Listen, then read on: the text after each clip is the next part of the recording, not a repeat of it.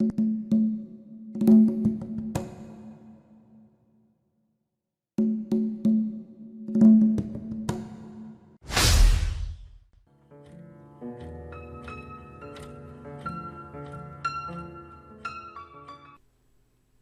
Haïtiens de toutes les classes, de tous les degrés de fortune ou d'instruction, je dirais aussi volontiers, honorer, protéger, qu'il ait ou non réussi, l'Haïtien qui fait effort pour enrichir d'un livre nouveau la littérature nationale.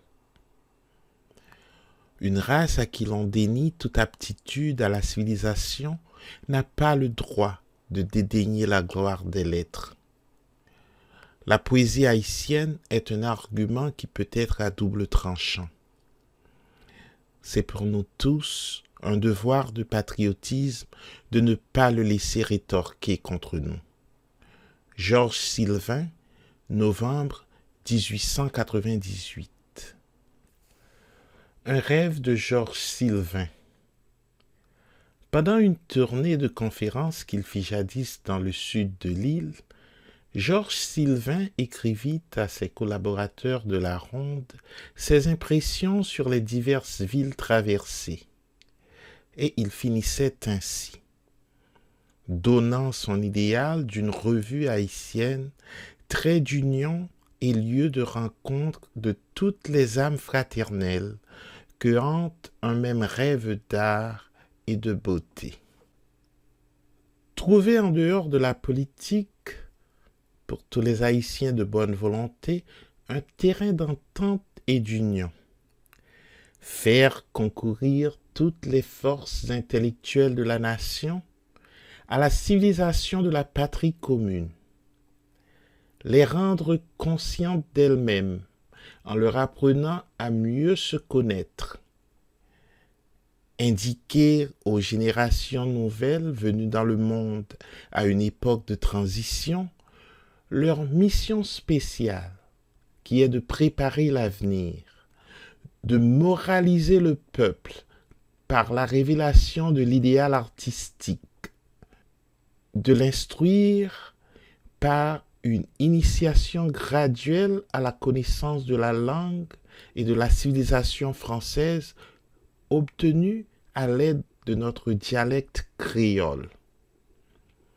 Nous sauver enfin de nous-mêmes, en dérivant vers le bien toutes ces activités inquiètes qui réclament un aliment, toutes ces énergies latentes qui s'étiolent et se dépriment dans l'oisiveté.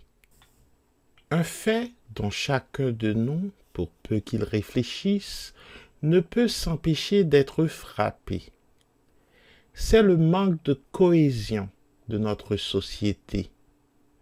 L'ensemble, la continuité de l'effort nous font défaut, faute de nous connaître les uns les autres.